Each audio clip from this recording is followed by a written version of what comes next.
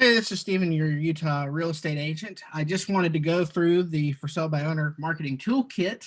I have probably emailed this to you. Of course, if you are just watching this on YouTube, I'm more than happy to email it to you. I do not have physical copies of this at the moment, but if you need one, I can make one. It's no big deal.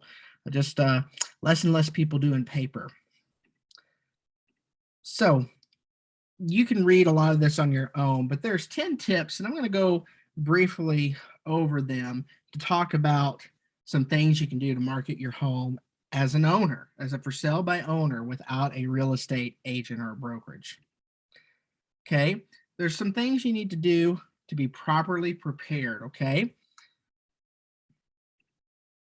you really do need to price it right. I mean, how are you going to price it? You probably need to get some comparable properties to look at. You can look at Zillow, tax records, the MLS, some things like that. Some realtors will do it for you for free because they're wanting your business. I don't do it unless someone is looking to hire me just up front, and it's because I've just been used too much. I'm just going to be honest. I don't do it unless it's a client. But you do need to price it correctly. You need to prepare the home for sale. I mean, you got to do some things like you've got to clean the place. If you've got some paint trim you need to do, go ahead and do it. Wash the carpets, mop, sweep, vacuum, dust. Get rid of clutter. Throw away things that you know you're not going to need anymore. Go ahead and have a yard sale before you put the house up for sale. You're moving, so you might as well get rid of some things and do the whole was a Mary Kondo thing and just downsize your material possessions and go ahead and box some of this stuff up. You can put it in some closets, although I wouldn't stack a closet from front to back and floor to ceiling, but those are some options. If you have a shed or garage, go ahead and put boxes in it. It's going to be better for photos and for people to walk through. So you're going to need legal documents, and a lot of this stuff is available through the Utah Association of Realtors. If you hire a realtor, of course, this is a big part of the job, is doing the legal documents. Some of you might think, oh, well, I'll just have the real estate attorney do it. Well, attorneys charge for the hour, and typically, even in this market, with commissions, I have found that attorneys end up costing more than a real estate agent, and not just because they're a real estate attorney, it doesn't mean they actually have experience selling real estate, which is very interesting. So you're wanting to be pretty careful with that. I mean, people sue all the time because they didn't have something in writing, it wasn't done correctly. So figure out what you need to do in terms of the legal documents. That's really your biggest liability, is the paperwork. And you're going to need to have paperwork because in the state of Utah, you have to close through a title company. You're going to need to market your home effectively. If you're talking to me or watching this, you probably have already gotten a few of my free materials to help you market. I have some stuff about open houses, some websites you should post to. If you need a good photographer, I can connect you with one. There's things like that you need to do. You can't just take photos with your cell phone. You really need to have some things set up. Google Voice number, a website. You need to be on Facebook Marketplace. You need to have a Facebook page. You need to have it listed on KSL. You need to have it listed on Craigslist. All these places. That's really the biggest problem you will have, is making sure thousands of people see it. And that's a really hard thing to do. It's really hard to make sure thousands of people see it. But you're going to need to have all that lined up and then press publish and go to market this house. Okay. And again, you can read through all this. There's some other things in here. Please put a sign in the front yard. That's one thing I see a lot of for sale by owners not do. They're like, oh, I don't want my neighbors to know. I don't want people to know. Signs are definitely old school. They are an old way of marketing a property for sale, but they work. That's why people still do it. It's not just tradition. It works. I've sold homes because there was a sign out front. I mean, honestly, I sell a lot of mobile homes. I don't have an issue with that, and I don't expect any judgment from it. I'm happy to help anybody, and I've done the full price spectrum. I don't care. I mean, I'll list a doghouse, I'll list a mansion if it helps somebody. But I get calls on signs every week. Sign is a big deal. You need a sign. You need some flyers. You need to go door knocking. You need flyers for the open house. You need flyers in a flyer box next to the sign. So people who are driving by, maybe they don't know that you're online. They can grab the flyer and look. You should do that. You need to remain objective during the showing of your home. This is what I mean. A lot of people coming to look are looking for a deal. They know you don't have an agent, so they're going to discount 3 to 6% a lot of the time. Also, you have investors and wholesalers coming through. People hate the realtors, but I would be more leery of investors and wholesalers. At least with a realtor, you're going to get fair market value. And I mean, I'm not here to make a pitch, but if you look at the stats, the national average is you will make, even after commission, about 14% more money. I mean, it comes out to like $20,000, which I think is a lot. But in the pecking order of things, investors and wholesalers severely discount because they have to flip it and then make a profit afterwards. So be careful with that. And then when you're showing the home, don't give away everything. Don't sit there and be like, oh, this bedroom was where my daughter Susie, this and that. Just keep it very vanilla, very plain. There's this bedroom, and try to keep it under 10 minutes if someone is coming to look at your house. You don't want them there for half an hour or an hour. And that includes, like I said, realtors, investors, or wholesalers. If they are serious, they will have looked at your ad online. They will have things like a pre-approval. They will have a proof of funds. They'll have their ducks in a row. If their ducks aren't in a row, you're not there to do a favor. You're there to sell your house. This is a business transaction. This is a business transaction. You can help a family. If your goal is like, we want to sell it to a good family, that's fine. But you're not there to make friends. And in Utah, this is a big problem. You can be polite, but you're not there to make friends. You're there to sell your house for the most money possible to help you and your family. You need to pre-qualify your prospects. One of the things I send you is a questionnaire that you can ask people on the phone or in person. Just make sure they're not tire kickers or just an investor. You need to know how to negotiate. How are you going to negotiate things that come up? Because they're going to probably do an inspection. They're probably going to do a appraisal if there's a loan. Even if there's cash, you're going to have to negotiate things like the move out and if any personal property is left. You're going to have to talk through a lot of things. And I know sometimes when we sell on our own, we're very confident, and that's all right. But I want you to realize you will need to negotiate so you can protect yourself. You need to make sure you can protect yourself. A lot of people lie. And that's just an unfortunate reality. A lot of people lie when it comes to big sums of money, and a house is a big sum of money. Know some things about your buyer. This is part of that pre-qualification. Ask some probing questions. Do they need to move quickly? If they're like, oh, we have time, well, they're probably not a real buyer. It's kind of like if someone looking to sell their house says, oh, we're not desperate, we have time to sell and move. That means they're not a motivated seller. They're not someone worth working with. Do they have an agent? They need to disclose that up front. If they don't, and then later they're like, oh, I have an agent now, that's not a good sign either.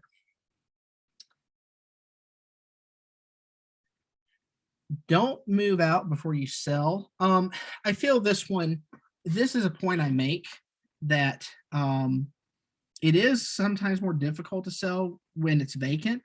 But if you already have something lined up and it has closed, or say there's a job transfer, I work with a lot of senior citizens. So sometimes there's a certain date because of Medicare and Medicaid, they have to move into assisted living and a nursing home. Sometimes this is out of your control. But if you do have a choice in the matter, try to stay in the house, or at the very least, don't just empty it out completely. Have it staged with furniture, even for showings. You can have moved out, but go ahead and have some furniture left and some pictures and things, so it looks like almost like an IKEA showroom. I always like to joke, because if it's completely empty, people are gonna discount the price, or they're not going to be able to imagine themselves in the property. People do not have much of an imagination, if you can believe it. And you need to know why you're selling, and don't disclose it to anyone. Unless you hire a real estate agent, you can disclose it to them or an attorney, but don't disclose it to buyers or to a buyer's agent. It's none of their business, and it could put you at a disadvantage. You need to keep that private. But you need to know deep down what's driving you to sell. Are you just driving to sell because you feel you have to, because of the market? Is it because of a job transfer? Is it because you need a place that is smaller or bigger, like you're resizing your life? Have your kids moved out? Was there a death in your family? Are you wanting to move close to family? You need to know that and be very committed, because there's going to be bumps in the road. And these bumps in the road are going to sometimes make you so frustrated and mad that you're just going to want to pull it off and give up on the dream. You have a dream. You didn't post the house for sale just to test the market and see what happens. I've heard that a million times from people who are selling on their own. You're saying that to get agents to stop badgering you, and I get it. A lot of agents are jerks. I understand. But this isn't something you need to share with anyone. You don't need to share it with me. But you do need it deep inside, and it's something you and your family need to know. So when those difficult times turn up, when you're trying to sell on your own, you can still be motivated to move forward, even if you're under contract and a buyer backs out, which there is a good chance of that happening. So this is just some things about buyers you need to remember when you're selling on your own. If it's a first-time buyer and they don't have an agent, they have no idea what they're doing, and it's going to be a lot of work. You probably want to look into getting someone to help you with the transaction. If you already have the buyer, they don't have an agent, you don't have an agent, you could hire someone for a flat fee or like 1% to just handle all the paperwork. It will make your life easier, trust me, and it's going to protect you legally. Some buyers, and this happens with the tech companies, corporate relocation buyers, a company is moving them out and they're obligated to work with a certain real estate company. So let's say, Bob and Sue want to buy your house. Well, they have to use an agent because their company is paying for all this stuff. So if you're not going to cooperate, well, they're not going to buy your house. You're going to have to cooperate with them. No money down buyers. You're probably getting a lot of calls from people like, oh, can I do rent to own? I heard that there's no money down programs through the state. Yeah, the government will do my down payment. They have no idea what they're talking about. I'm going to go talk to my bank or credit union. These people are tire kickers. You don't need to follow up with them. I mean, you can be as bold as just to hang up on. I'm a little gruff, I'm a little upfront, but it's the smart thing to do, because otherwise you'll waste your time. And again, selling your house is really emotional. It's going to be frustrating if you just talk to every single person and think they're all 100% going to buy your house. So your best ones are the move-up buyers, because they need to sell a house. They have money. They have a lot of equity. They're very serious. They're selling or have sold a house, and they want to move into basically a bigger house because their income has gone up. They are the best. And honestly, most of them are probably working with an agent. And the most likely they are looking for someone who has listed with an agent, because a lot of buyers and agents do not trust for sell by owners.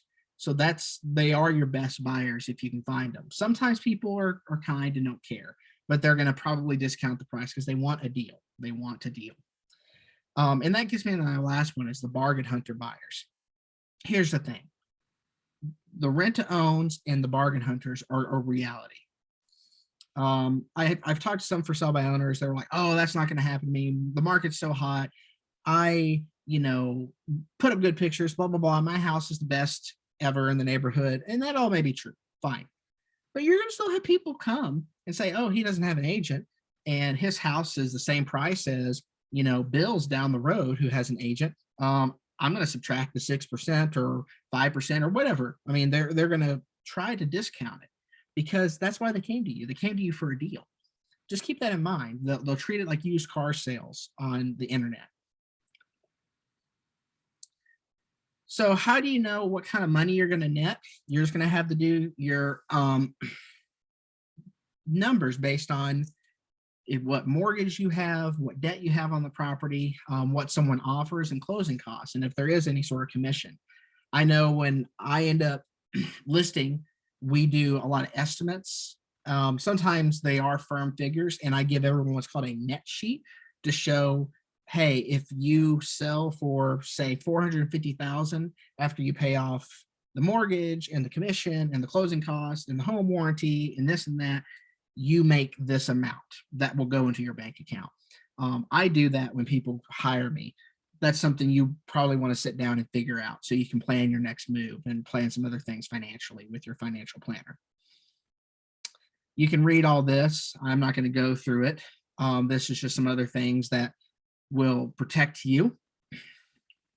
And that's really it, guys. I mean, again, you can get this as a PDF and read through it if you're a reader, but I know things are hard nowadays to just sit down and read. So it may be easier to watch a video or listen to this while you're driving. That's why I made it.